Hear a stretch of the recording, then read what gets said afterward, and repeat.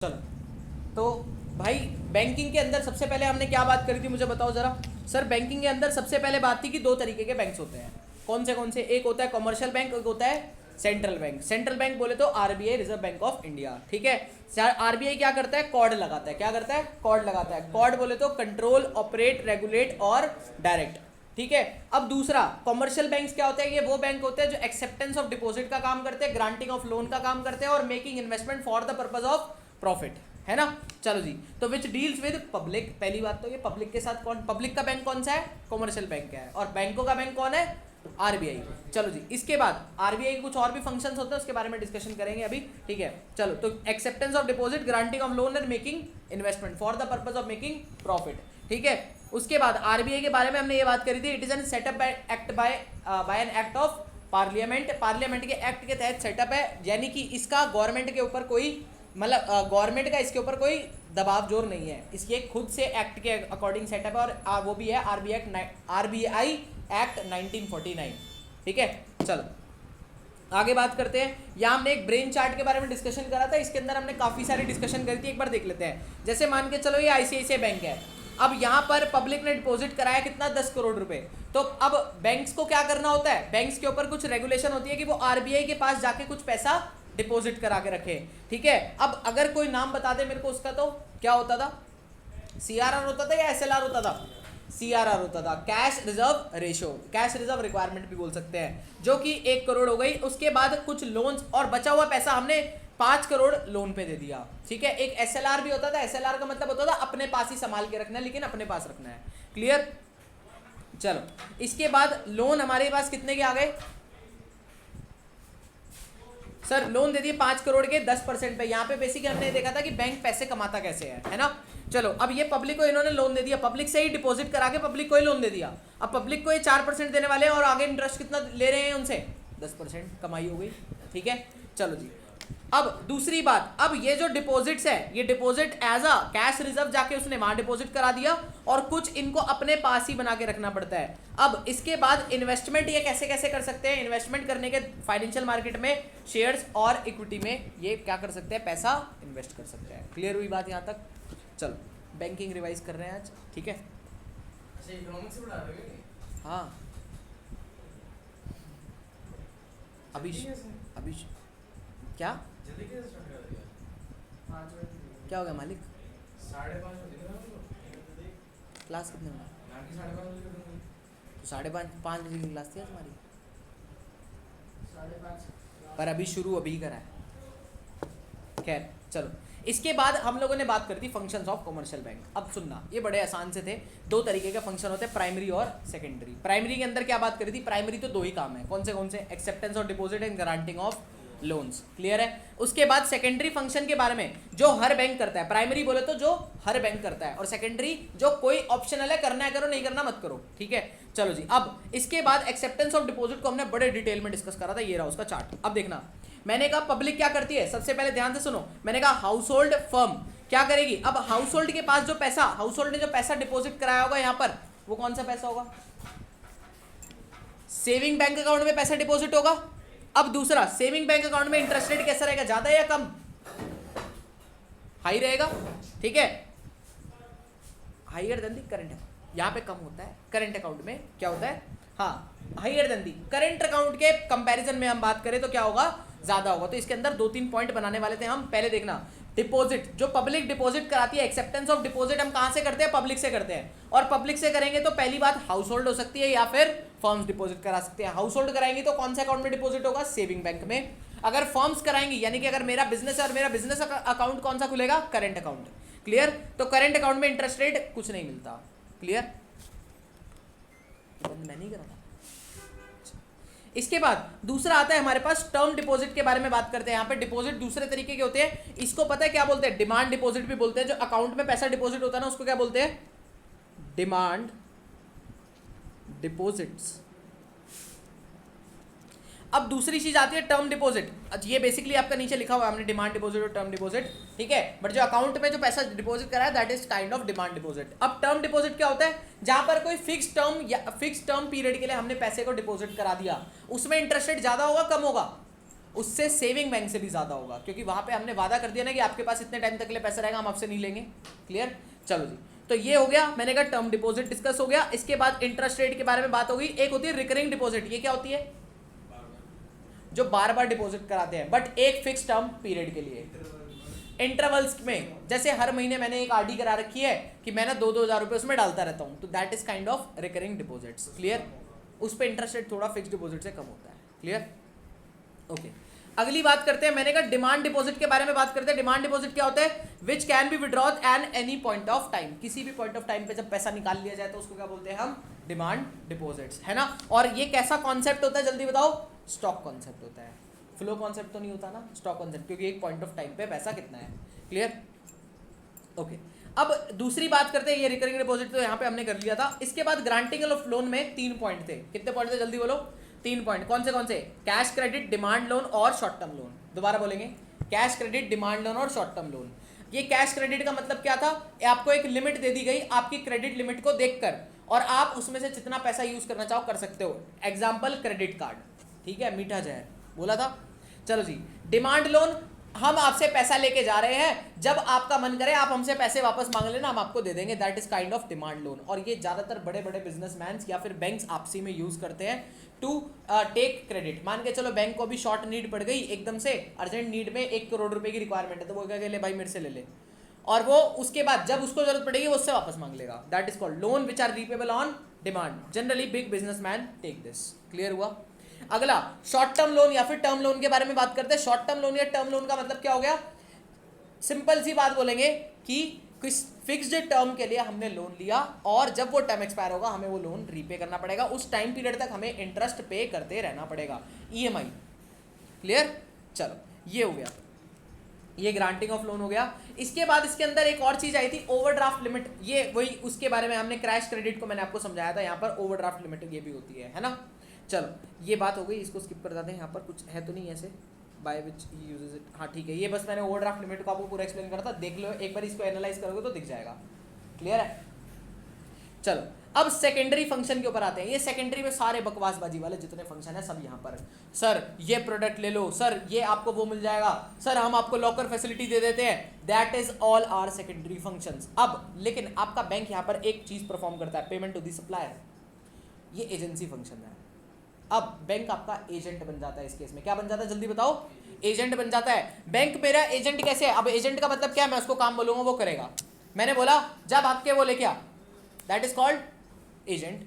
जब आपके मेरे लिए वो चीज लेके आ जा, जब आपके उसको पेमेंट करके आ जा, ये सब कौन करेगा? बैंक। सर बैंक ऐसे करता हुआ दिखता तो नहीं है, यहाँ पे एम्प्लॉय तो भागते हुए नहीं दिख रहे। सर ऑनलाइन चलता है सब कुछ, ठीक है, पर ध्यान से सुनना। मैंने बोला, मैंने अपने बैंक को इंस्ट्रक्शन बोला, मैंने कहा बैंक 1 करोड़ रुपए की पेमेंट उसके अकाउंट में डाल दो, डाल देगा। मेरे से ऑथेंटिकेशन मांगेगा, मेरे से ओटीपी मांगेगा, डाल देगा। बैंक उससे पेमेंट रिसीव कर लो, रिसीव पेमेंट, ठीक है। These are all agency function, ठीक है। इसके बाद मैंने कहा डिस्काउंटिंग और बिल ऑफ एक्सचेंज करके दे दो। बिल ऑफ एक्सचेंज याद है? मैंने कहा मेरे पास एक पीडीसी पड़ा है, फ्यूचर डेट का चेक पड़ा है, मैं गया बैंक के पास, मैंने कहा बैंक मेरे को प्लीज यार डिस्काउंट करके आज ही दे दे पैसे। कहेगा ये ले भाई कोई नहीं है, दे जा मेरे को, ठीक है। ऑब्वियसली कुछ चार्ज काटेगा, इस चीज़ों से वो पैसे कमाएगा। अगला लेटर ऑफ क्रेडिट, ये क्या था कोई बताएगा मुझे?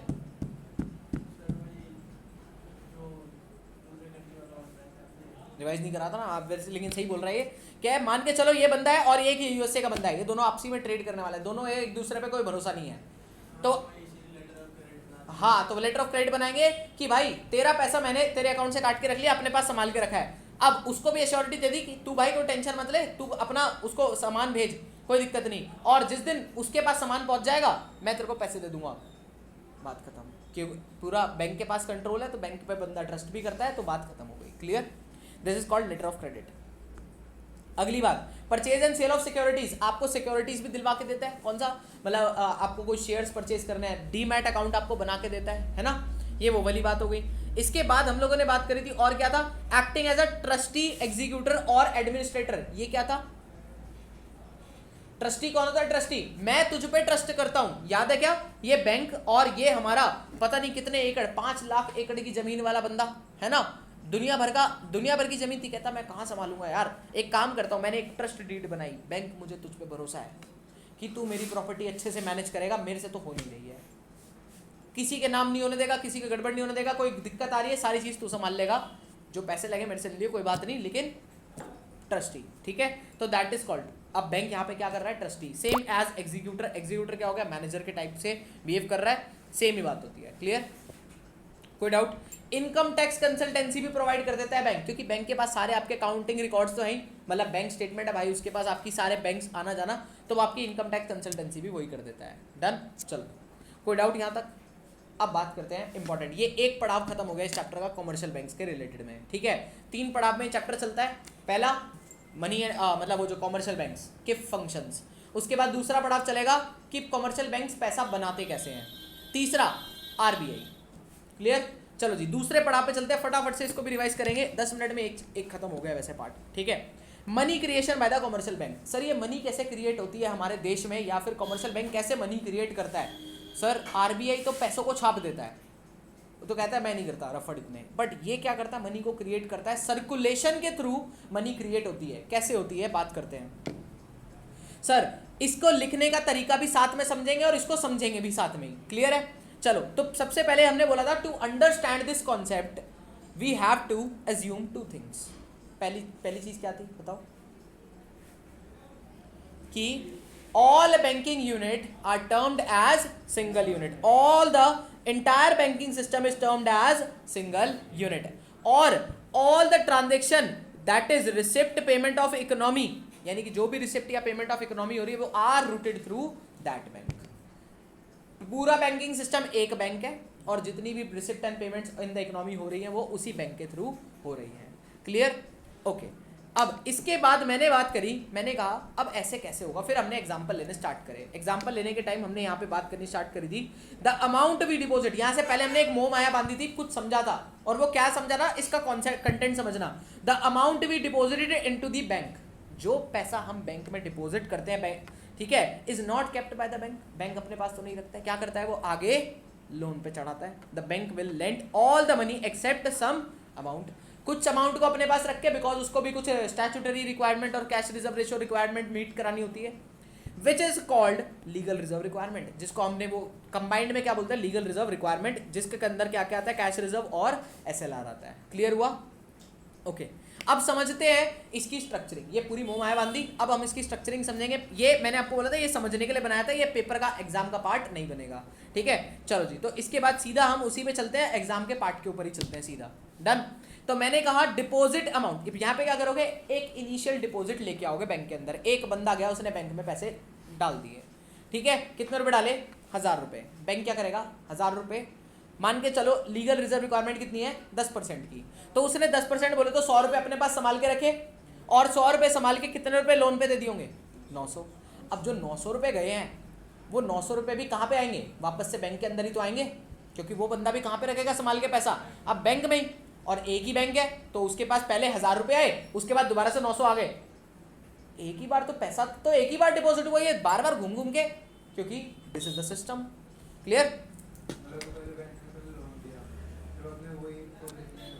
पब्लिक कहाँ पे रखेगी पैसा भी, बैंक के पास ही, तो बैंक ऐसी तो पैसा क्रिएट करता है, ठीक है, ऐसी तो नीड्स पूरी हो पा रही हैं, क्लियर, चलो जी, तो अब 900 ये आ गया, अब सिर्फ वही पैसा लोन पर नहीं गया जो बैंक, जो लीगल रिजर्व रिक्वायरमेंट है अपने पास, है ना, अब यानी कि यही आगे फर्दर मनी क्रिएट नहीं कर रहा, और तो सब कर रहे हैं, है ना, अब ऐसे ही दोबारा 900 आया तो इसमें से 10% फिर अपने पास, इतना हो गया वापस, ठीक है, यानी कि ऐसा देखा जाए जिस दिन हमारे पास लीगल रिजर्व रिक्वायरमेंट की वैल्यू कितनी हो जाएगी, 1000 रुपए के बराबर हो जाएगी, यानी कि सारा का सारा हमने लीगल रिजर्व रिक्वायरमेंट में घुसा दिया, उस दिन हमारा डिपॉजिट कितना हो जाएगा, वही हमारा मनी मल्टीप्लाई हो चुका है इतना, है ना। अब वो कैसे पता चलेगा, ध्यान से देखो, हम यहाँ पे करते थे, फिर हमने इसी की पहले एक्सप्लेनेशन लिखनी है जो हमने ऊपर मैंने अभी आपको समझाया, एक बार लिख लेते हैं। Deposit number 1, in deposit number 1 a person has deposited 1000 out of which LRR इतना क्रिएट करा, remaining amount given as loan. फिर सेकंड में भी ऐसे लिखा, ठीक है, फिर थर्ड में भी ऐसे लिखोगे, और उसके बाद the above process will continue till the total deposit will multiply by the money multiplier. और ये मनी मल्टीप्लायर कौन सी भला है कि सर किस दिन टोटल अमाउंट हमारा एलआरआर में इकट्ठा हो जाएगा, तो मैंने कहा कितने टाइम तक इसको मल्टीप्लाई करना पड़ेगा, तो मैंने कहा वो वाला टाइम्स निकाल लो, तो मैंने कहा 1 रुपये मान के चलो, परसेंटेज में निकालो, डिवाइड बाय एलआरआर करो, तो कितना टाइम्स आया 10 टाइम्स, यानी कि पैसा कितना टाइम हो जाएगा 10 टाइम्स हो जाएगा। सर ये जो सर्कुलेशन चलानी है इसकी बात हो रही है क्या 10 टाइम्स?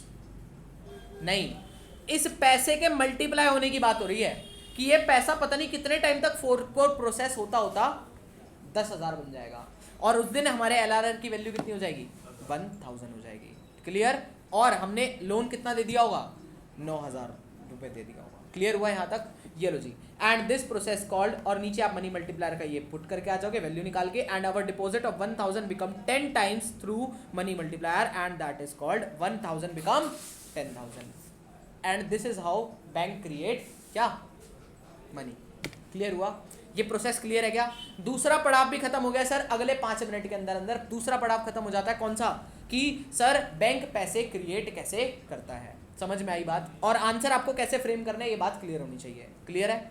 चलो अगली बात पे चलते हैं, सेंट्रल बैंक के। ठीक है, 1 मिनट का ब्रेक दो, वो भाई खड़ा होगा उसको बोल पानी लेके आ जाएगा।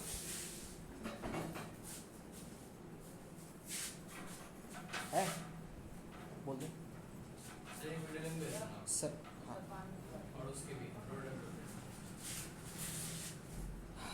चलो तो स्टार्ट करें। अब मैंने कहा लास्ट पड़ाव पे चलते हैं, और जिसका मतलब क्या है? Central bank. सेंट्रल बैंक बोले तो उर्फ आरबीआई, और आरबीआई क्या करता है? कॉर्ड लगाता है। क्या लगाता है? कॉर्ड लगाता है। कॉर्ड कैसे लगाएगा? मैंने कहा इसकी पहले डेफिनेशन देखते हैं। RBI is an apex body.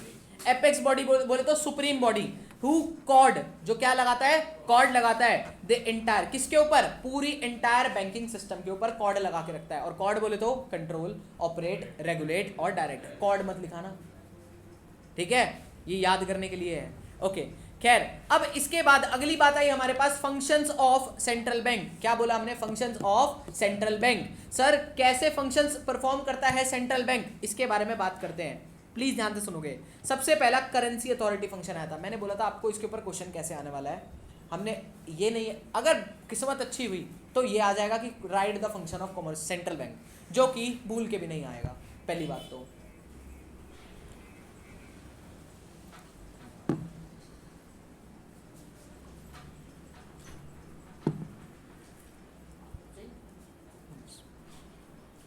अब देखना, मैंने कहा फंक्शंस कितने हैं? 4 हैं। ठीक है, सेंट्रल बैंक के फंक्शंस कितने हो गए? 4 हो गए। अब कौन से? सबसे पहला currency authority function, bankers to the bank. अब देखो कैसे याद करें। पहले बात तो पैसे बनाता है, दूसरा सारे इंटायर बैंकर किसको? गवर्नमेंट का बैंकर। सारे बड़े लोगों का बैंकर यही है, गवर्नमेंट और बैंक। दो ही तो लोग इकोनॉमी चला रहे हैं, गवर्नमेंट या बैंक, और तीसरा तो ये खुद ही है। चलो जी, तो मैंने कहा ये क्या करेगा? पहली बात तो नोट छापेगा, दूसरा बैंकर किसको बनेगा? गवर्नमेंट का, फिर बनेगा बैंकर्स बैंक, और बनेगा कंट्रोलर ऑफ मनी सप्लाई। ये सबसे डिफिकल्ट है इसका। एक काम करे, पहले इसी को निपटाए कंट्रोलर ऑफ मनी सप्लाई को, फिर आए इसके ऊपर। हाँ आएगा। मैं वही कह रहा हूँ पहले, लेकिन कंट्रोलर ऑफ मनी सप्लाई पे चले सीधा, क्योंकि वो सबसे बड़ा है, उसको खत्म करने में टाइम लगेगा। इनको तो खत्म करने में उसके लिए 5 मिनट। ये लो जी, कंट्रोलर ऑफ मनी सप्लाई। इसके बारे में हमने क्या बात करी थी? प्लीज मुझे याद कराओ जरा।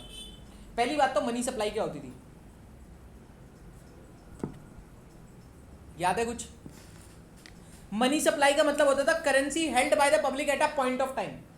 मतलब किसी एक पॉइंट ऑफ टाइम पे हमारी पब्लिक के हाथ में कितना पैसा है, that is called money supply. अब एक बात बताओ, तुम्हारी जेब में पैसा ज्यादा होगा तो तुम खर्चा कैसा करोगे? ज्यादा। और खर्चा ज्यादा तो डिमांड ज्यादा, और डिमांड ज्यादा तो चीजों के रेट ज्यादा। क्लियर है इतनी बात? दूसरा अपोजिट सोचते हैं, और रेट ज्यादा तो इन्फ्लेशन। अब दूसरी बात क्या हो गई? अगर तुम्हारी जेब में पैसा नहीं है, तुम खर्चा नहीं करोगे तो लोगों की, चीजों की डिमांड कम हो जाएगी, और चीजों की डिमांड अगर कम हो गई तो बाहर प्राइसेस कम हो जाएंगे, प्राइसेस कम तो डिफ्लेशन आ जाएगा। इतनी बात क्लियर? चलो जी फटाफट देखते हैं। तो सबसे पहली बात तो हमें मनी सप्लाई को कंट्रोल क्यों करना था? क्योंकि या तो वो कहीं एक्सेस ना हो जाए, या तो कहीं वो डेफिसिट में ना चली जाए। एक्सेस चली जाएगी तो क्या हो जाएगा? इसके लिए यही हमने समझा, एक्सेस चली जाएगी तो खर्चा ज्यादा तो डिमांड ज्यादा और इन्फ्लेशन आ जाएगा। तो हमें इन्फ्लेशन को ठीक करना पड़ेगा। ठीक है, दूसरी चीज, अगर डेफिसिट मनी सप्लाई है तो उसका मतलब क्या होता था कि इकोनॉमी में खर्चा कम तो डिमांड कम तो प्राइस कम, और प्राइस कम तो डिफ्लेशन। क्लियर?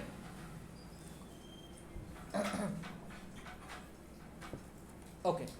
और अगर प्राइस कम हो, अब अगर प्राइस कम हो रहा है तो प्राइस कम हो रहा है मतलब डिफ्लेशन आ रहा है, और डिफ्लेशन आ रहा है तो हम, लेकिन आरबीआई क्या चाहता है, स्टेबिलिटी बनी रहे।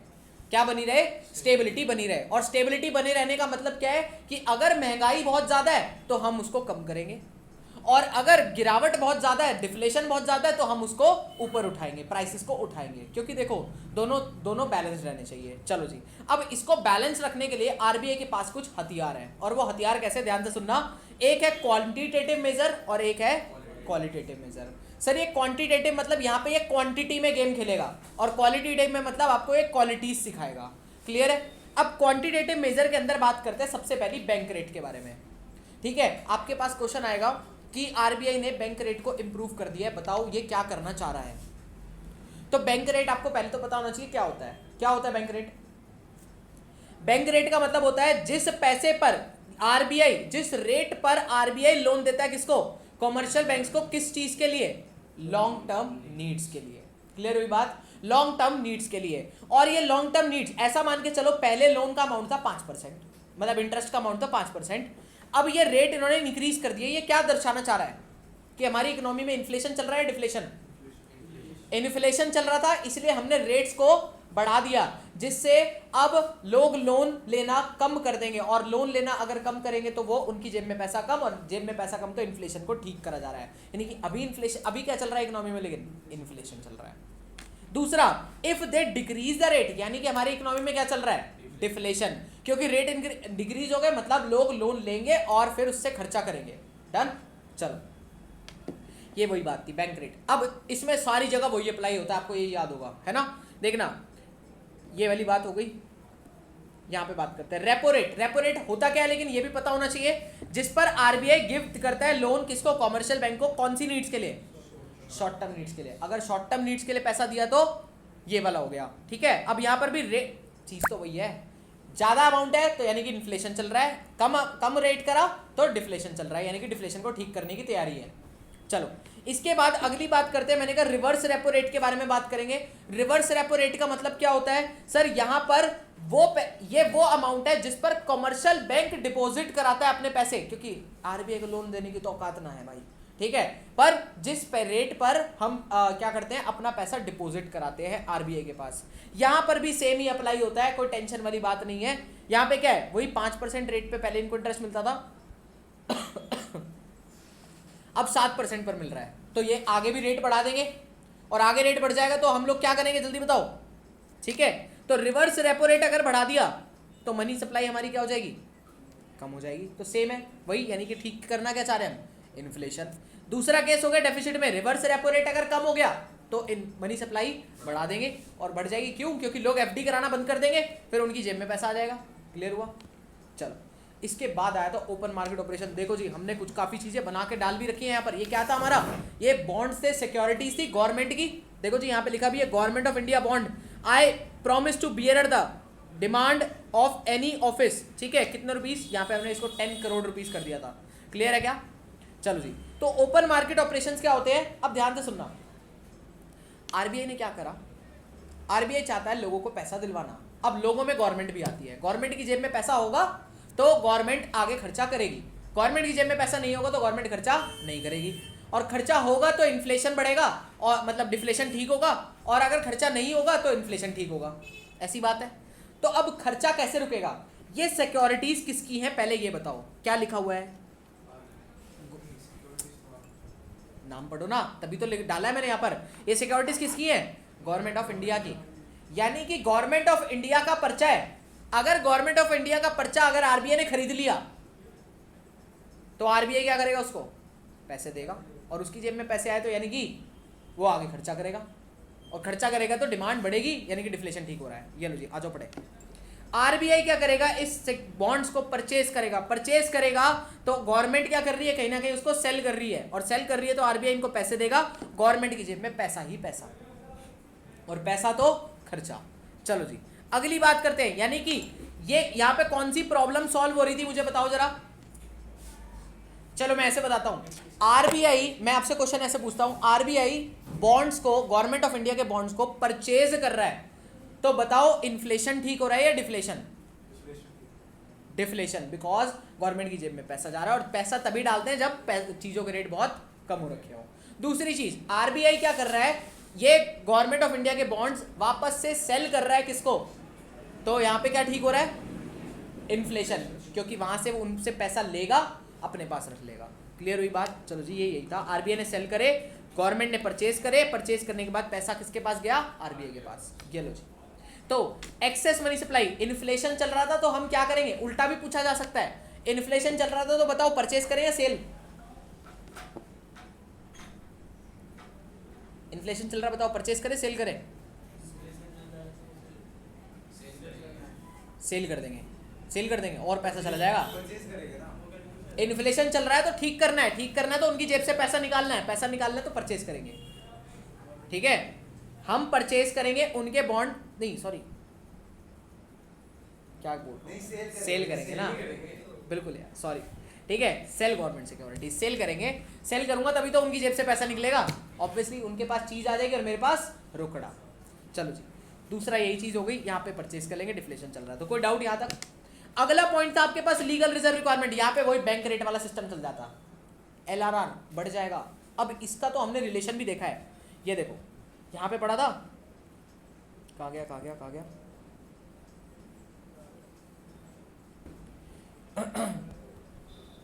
ये ना, ऐसा सोच के देखो, यहाँ पे ये जो एलआरआर का रेट है, इसी की रिक्वायरमेंट की बात हो रही है।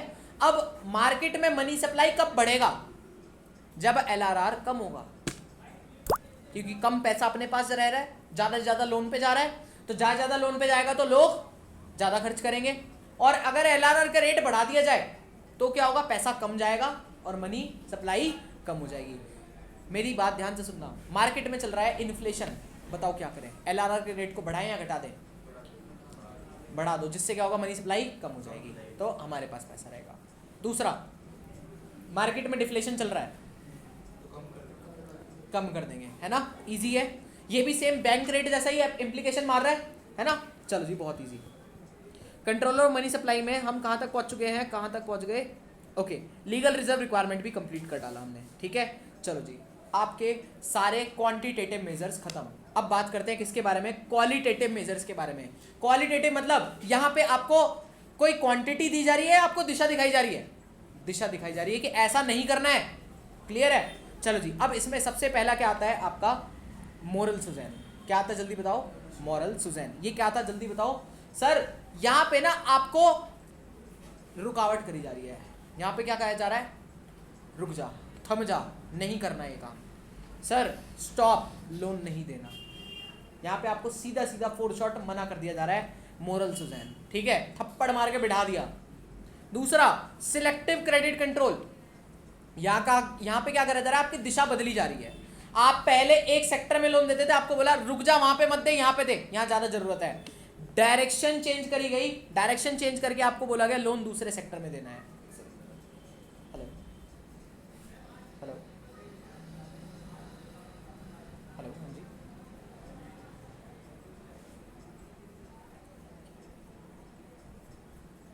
चलो यहां तक कोई डाउट।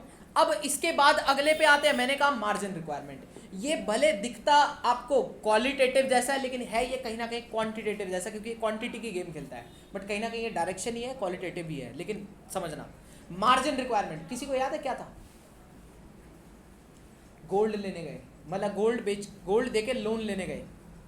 अब मान के चलो मेरे पास कितने का गोल्ड पड़ा है, 20 करोड़ का गोल्ड पड़ा है ना, और 20 करोड़ का गोल्ड पड़ा है, मैं बैंक के पास गया और बैंक से 18, बैंक मेरे को 20 करोड़ का लोन तो नहीं देगा, कहीं ना कहीं कुछ अपना मार्जिन रखेगा। जरूर, ठीक है, पता नहीं यार, मैंने बोल तो रखा है उसको।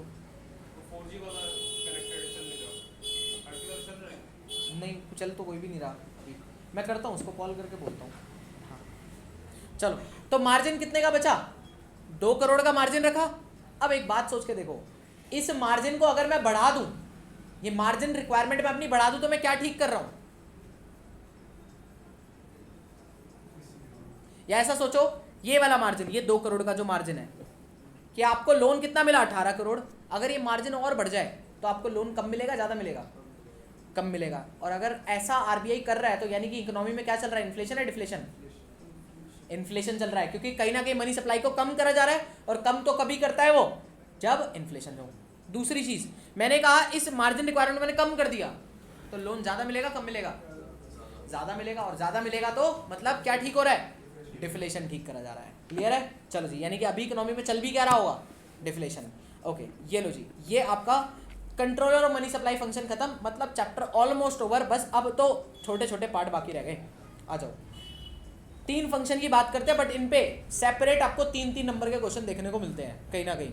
आ जाओ बात करते हैं। सबसे पहला करेंसी अथॉरिटी फंक्शन। इसके अंदर हमने पहले तो बातें क्या डिस्कस करी थी वो याद करते हैं। पहला, सर करेंसी कौन बनाता है, आरबीआई, बट सारे नोट्स की कस्टडी तो आरबीआई के पास है, लेकिन जो कॉइन्स है और 10 कॉइन्स है और 1 रुपी नोट है उसकी कस्टडी किसके पास रहती है, मिनिस्ट्री ऑफ फाइनेंस के पास। ठीक है, और कॉइन्स और 1 रुपी नोट्स और अदर करेंसी भी क्या है, ये क्या था, कैश और 1 रुपी नोट है।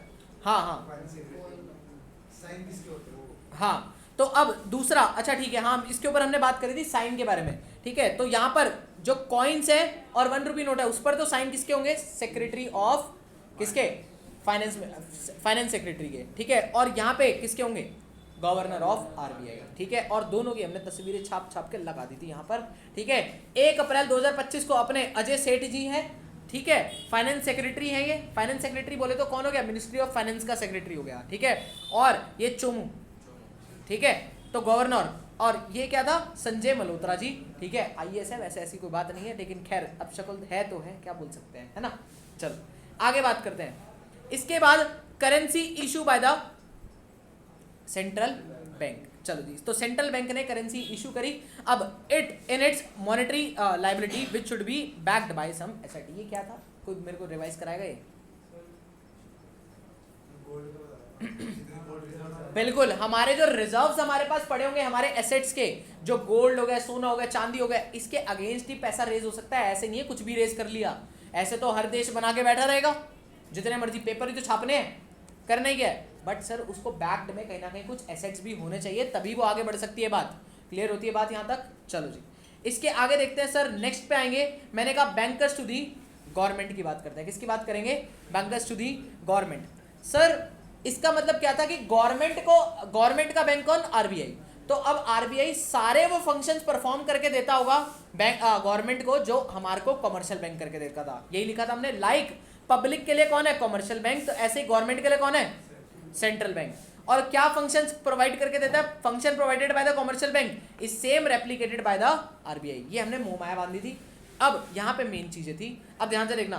तो acceptance of deposit, granting of loan, और यहाँ पे तो एज अ बैंकर, अब एज अ बैंकर क्या क्या करता है, ये गवर्नमेंट की बात चल रही है अभी पूरी, मेंटेन करता है current account to keep cash balances, जो भी कैश बैलेंसेस है वो। दूसरा, accept payment and receipt from the government and exchange remittance. ठीक है, मतलब पेमेंट एक्सेप्ट भी करता है और दूसरी पेमेंट करवाता भी है, वो एजेंसी फंक्शन हो गया।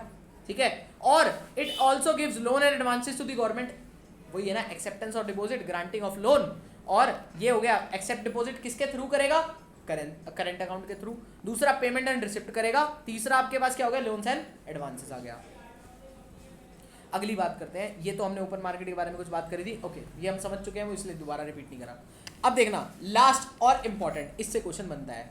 ठीक है, देखना बैंकर्स बैंक एंड सुपरवाइजरी। इसका मतलब क्या है, बैंकर्स बैंक मतलब बैंकरों का भी बैंक कौन, आरबीआई। अब इसमें आपके पास सेपरेट क्वेश्चन आने की पक्का चौक्का चांसेस है। पहला क्या है, कस्टडियन ऑफ कैश रिजर्व। ये क्या है, कस्टडियन ऑफ कैश रिजर्व, यानी कि कैश रिजर्व संभाल के रखता है ना उनका, कौन सा, जल्दी बताओ, सीआरआर। सीआरआर किसके पास मेंटेन होता है, करंट सीआरआर का रेट भी लिखा था हमने, कितना है, 3%। ठीक है, वो किसके पास मेंटेन होता है, आरबीआई के पास। और एसएलआर जो होता है वो हमें अपने पास मेंटेन करके रखना पड़ता है। क्लियर? चलो, इसके बाद लेंडर ऑफ लास्ट रिसोर्ट, जब सारी दिशाएं बंद हो जाए तो मैं बैठा हूं, मेरे से आके पैसे ले जाना। ठीक है, तो when commercial bank is unable to meet its financial liability from other sources, other जगह से नहीं हो पा रही है, तो then RBI should pay off its financial liability by giving loan. Clear है? चलो अगली की बात करते हैं, क्लियरिंग हाउस। क्लियरिंग हाउस का मतलब याद है आपको, समझाया था मैंने पूरा डिटेल में करके। ये आरबीआई है, इसका एचडीएफसी का अकाउंट भी और आईसीआईसी का अकाउंट भी यहीं पर ही है। अब आईसीआईसी ने 5,000 करोड़ देने किसको, आईसीआईसी बैंक को। तो आरबीआई क्या करेगा, इनका जो रिजर्व मेंटेन है वहां से क्या कर देगा, माइनस कर देगा और उसमें प्लस कर देगा। और इसको हमने लिखा भी था, as central bank maintain cash reserve of all the commercial bank, so it is more convenient to complete the transaction between two banks through such balances, hence RBI act as a clearing agent। Clear है? ठीक है। Banking chapter के लिए एक recommendation है, सारे पूरा complete chapter इस नोट से पढ़ डालो और कहीं से पढ़ने की जरूरत नहीं है। दूसरी चीज, बस क्वेश्चन कर लेना संदीप घर के पीछे वाले। डन। चलो अब दूसरी बात करते हैं, एक सुपरवाइजर का भी काम करता है। सुपरवाइजर बोले तो सुपरवाइज भी करेगा, कोई दिक्कत लगेगी तो control and regulate commercial banks. Clear? ये लो जी, इसी के साथ पूरा banking chapter with in 35 minutes पूरा रिवाइज है।